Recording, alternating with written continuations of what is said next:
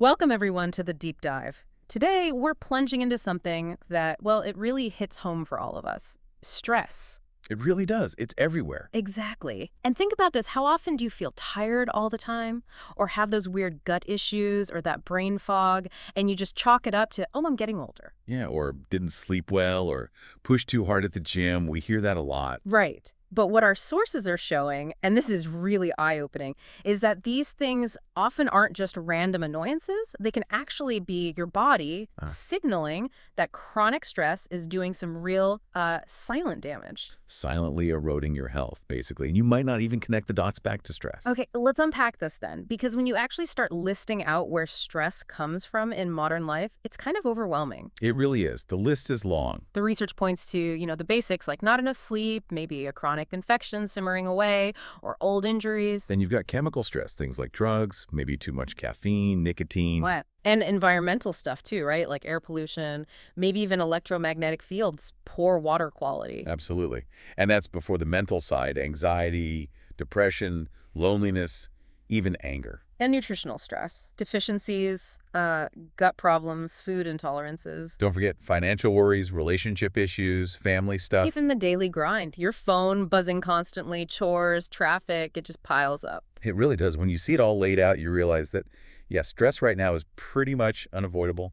So, given that these high levels of stress and the hormone cortisol seem to be at the root of so many modern health problems, well, our mission today is pretty clear, isn't it? Yeah, how do we get our bodies ready to handle this? How do we face it without our health taking a nosedive? Exactly. So, where do we start? What is stress, fundamentally? Okay, so fundamentally, stress is basically your body's non-specific response to any change in its internal balance. We call that balance homeostasis. Non-specific, so it doesn't matter what the change is, a deadline or I don't know, a scary dog. Pretty much, yeah. The initial response is similar. And here's the thing. We tend to think of stress as purely negative, but it's not always bad. It really comes down to the dose. The dose, okay. Yeah, there's this concept called hormesis. It was discovered way back in the 1940s. The idea is basically that a small amount of a stressor can actually be beneficial, make you stronger. Like the saying, what doesn't kill you? Kinda, yeah. Yeah. The classic example involved red cedar extract and fungi. Small amounts stimulated growth, but too much of the same stuff completely stopped it. Interesting. So it's not about avoiding stress altogether. Exactly. It's about managing the dose. Hmm. There's good stress, eustress like a good workout, or maybe tackling a challenging project. That builds resilience. And then there's the bad kind. Right. Distress. That's the chronic, grinding kind we need to protect ourselves from. Okay, so how does the body actually do stress? What's the mechanism? The main player is cortisol. That's your primary stress hormone. And it has a natural rhythm. A rhythm. Yeah, it's normally highest in the morning. That's what helps wake you up, makes you feel alert. Then it should gradually decrease throughout the day. Okay. And what's really fascinating and kind of key to understanding its wide effects is that almost every single cell in your body has receptors for cortisol. Wow. Okay, that explains a lot. That's why the symptoms are so varied. Precisely. It can impact energy levels and, Yeah. crucially, blood sugar. A lot of people have high blood sugar in the morning, hyperglycemia, and don't know why. Often it's cortisol. And that makes weight loss harder too, right? Definitely. And during that fight or flight response, cortisol ramps everything up. Heart rate, blood pressure, breathing, muscle tension, get you ready for action. So cortisol having a key to almost every cell, that's huge. It really paints a picture of how stress just ripples through everything. But you mentioned something really crucial, how it shuts down non-essential hormone systems. Yes, that's a really important point. What does that actually mean for someone? Like, what would they notice? Is it subtle or? Well, think of cortisol as your body's crisis manager. When it perceives a threat, real or not, it says, okay, all hands on deck for defense. Forget long-term projects for now, Long-term projects like growth, digestion, reproduction. So in the short term, it temporarily hits pause on things like thyroid hormone production, testosterone production, and female sex hormones like progesterone. Right. Makes sense for an emergency. Exactly. But the problem is chronic stress. When cortisol stays high all the time, those systems stay suppressed or altered. So that could mean what? Low energy? Feeling cold? Yeah, low energy, maybe trouble regulating temperature from thyroid effects. For women, it could mean irregular cycles, difficulty conceiving because of low progesterone. And for men? Low testosterone is a big one. It affects energy, libido, muscle mass. And another major hit is the immune system. Chronic stress lowers its capacity, making you more susceptible to getting sick. Okay, and what about digestion? You mentioned gut issues earlier. Huge impact there. We see much higher rates of things like IBS, general digestive upset, bloating, and specifically dysbiosis, which is an imbalance in your gut bacteria, and SIBO, small intestinal bacterial overgrowth. And that's directly linked to the stress. Directly linked. High cortisol basically messes up your beneficial gut flora. Yeah. And yeah, for anyone thinking about pregnancy, managing stress is absolutely critical. Why specifically for pregnancy? Because high cortisol really impacts female reproductive organs. It inhibits something called GnRH, that's gonadotropin-releasing hormone. It's like the master switch for reproduction. Okay. So inhibiting that reduces sperm formation in men, ovulation in women, and even sexual desire in both.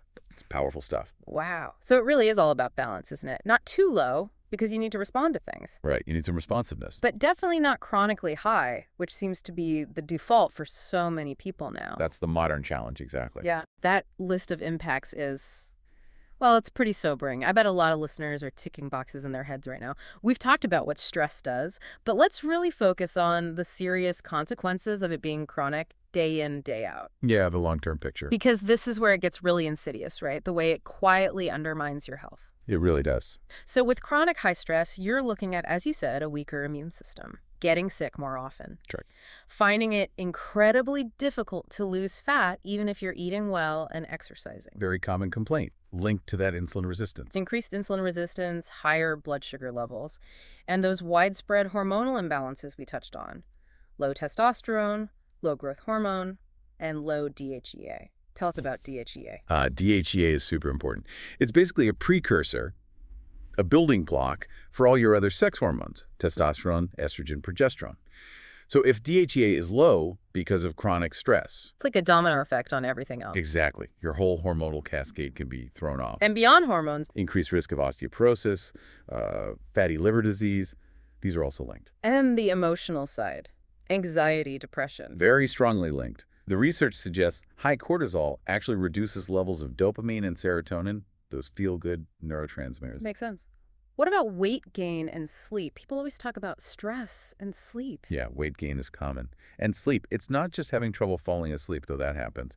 It's specifically the loss of that really deep restorative sleep, stage 3 sleep. So you can sleep for 8 hours but still wake up feeling wrecked. Precisely, because you haven't had enough of that deep, physically restorative stage. It's almost ironic the stress keeps you wired, but robs you of the very sleep you need to recover from it. And digestion, you mentioned IBS and SIBO. It seems like everyone has digestive issues these days. It's incredibly frequent and, honestly, a huge factor behind this explosion of generalized digestive intolerances, things people just didn't report nearly as much 20 years ago, is high cortisol just ruining our gut bacteria balance. Wow. Okay, one more big one. Concentration. Yes. Major symptom. Even in younger people, if you're, say, in your 30s or 40s and struggling with memory or focus, before you jump to scary conclusions. Like dementia. Right. The primary suspect should often be chronic stress. It really impacts cognitive function. Okay, so people might be listening, recognizing these signs and thinking, okay, what now? Should I get my cortisol tested? You can. Measuring cortisol, maybe through blood or urine tests, can give you some objective data, show you where you stand.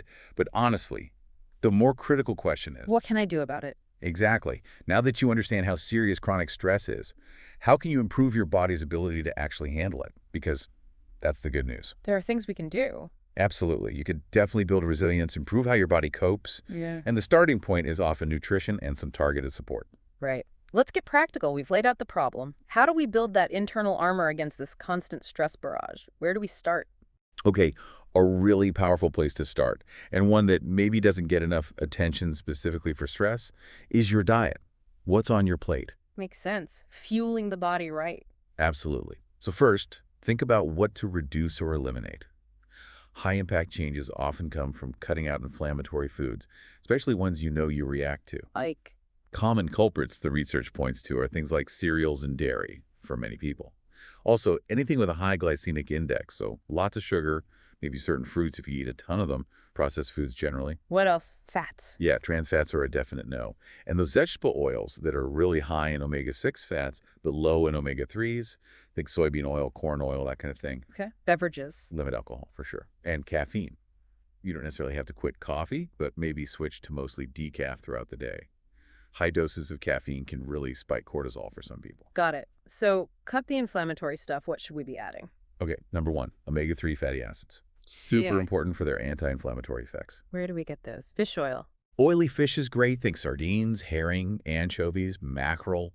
Those small, oily fish are fantastic. Also, organ meats from pasture-raised animals.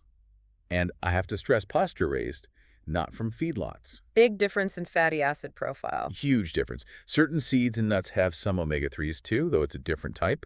Less directly anti-inflammatory for some pathways, but still beneficial if they don't cause you other issues. Okay. Omega-3s. What else? B vitamins, Mm. specifically B6, B9, folate, and B12.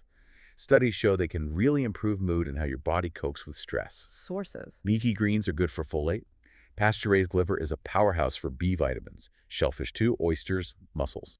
And with B vitamins, it's often worth getting your levels checked. You want to aim for optimal levels, not just not deficient. Good point. Optimal versus adequate. What's next? Vitamin C, absolutely critical for stress management, for dealing with the oxidative damage stress causes. How does it help with stress specifically? It's directly involved in making cortisol. Your HPA axis, the hypothalamus pituitary adrenal axis, your stress command center uses vitamin C. If you're low in C, Your body can't regulate cortisol properly. exactly. Studies link low vitamin C to high cortisol, partly because the body just doesn't have the raw materials. Yeah. And during high stress, you burn through vitamin C like crazy. So oranges might not cut it then. Probably not during high stress periods. Supplementation is often needed. The research suggests looking into liposomal vitamin C for better absorption. Okay, liposomal C. Good tip. What else is key? Magnesium, another crucial one. Low magnesium levels are linked to increased anxiety and depression. It also affects cortisol regulation specifically. It helps your body turn off the stress response when it's over. How do you know if you're low? Is testing reliable? Testing is tricky. Best test is red blood cell RBC magnesium, which shows what's inside your cells, but it's not always easy to get. Standard serum magnesium isn't as useful. Given how common deficiency is, the research often recommends supplementing maybe 400 milligrams up to a gram a day if you're under a lot of stress, unless tests show your levels are already high. Right. Better to assume you might need more unless proven otherwise. Pretty much, for many people under stress. And finally, for those digestive issues we talked about, Probiotics. probiotics and prebiotics, yeah. Since stress messes with your gut flora, supporting it makes sense. But a word of caution, if your gut is already really out of whack, just throwing down tons of fermented foods might actually make things worse initially. Ah, okay. So maybe go slow. Yeah, it might be better to focus on changing the overall climate in your gut first, reducing inflammation, feeding the good guys with prebiotics before introducing lots of new bacteria strains. And diversity is key aim for a variety of beneficial strains. Okay, that's a really solid nutritional foundation. Omega-3s, BSC, magnesium, gut support. For someone thinking, okay, I'm working on my diet, what else can I do? Our sources mentioned more targeted support too, right? Absolutely.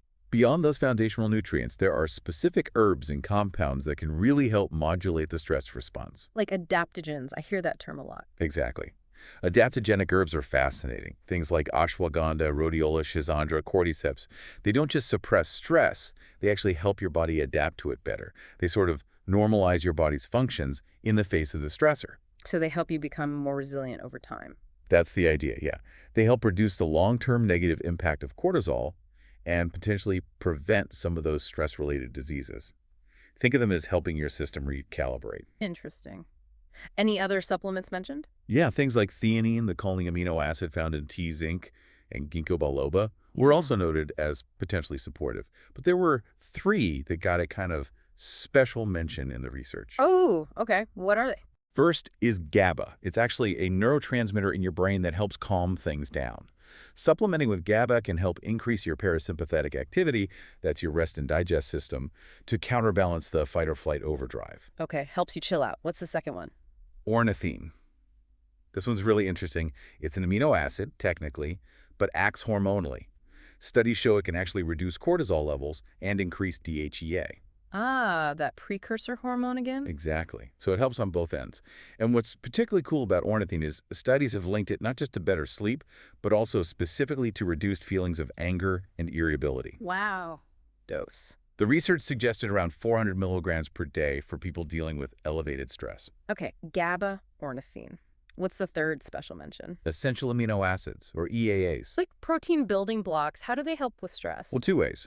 First, remember how high stress makes your body break down protein, including muscle, to make sugar for energy. Right, risking muscle loss. Exactly. Taking EAAs provides your body with those building blocks, helping to prevent that muscle breakdown. But there's a second benefit. Okay. Some of those essential amino acids, like tyrosine and tryptophan, are the raw materials your brain uses to make neurotransmitters that signal safety and calm. Think serotonin from tryptophan. So they send a signal like, okay, the threat is over, you can relax now. Ah, so it's a double win. Protect muscle and promote calm. A double positive effect, exactly. Pretty neat. What a deep dive this has been. It really hammers home that, wow, we are just bombarded daily with incredibly high levels of stress. From so many different directions, it's relentless. Yeah, whether it's our environment, our food, our jobs, our thoughts, it's coming from everywhere. And, while it would be lovely to just wish for a stress-free world, That feels pretty unrealistic right now, doesn't it? totally unrealistic. So what does this all really mean? Where does this leave us? Well, I think the most logical conclusion, the most practical takeaway, is that trying to avoid stress completely is probably a losing battle. Right. It's unavoidable. So the smarter approach seems to be improving our body's response to that stress, building our resilience. So we can adapt without getting knocked down, without getting sick, Right. allowing our bodies to function the way they're supposed to. Exactly. Empowering ourselves to handle the inevitable. Okay, so here's something for all of you listening to really think about this week. Based on everything we've talked about today, the nutrition, the supplements, understanding how stress works, consider just one small, consistent change you could make. Just one thing to start. Yeah. Maybe it's making sure you get some oily fish in your diet. Maybe it's trying that liposomal vitamin C. Maybe it's looking into an adaptogen like ashwagandha. What's one area you could focus on, starting this week, to begin shifting your body's long-term relationship with stress and building that resilience? Something to ponder.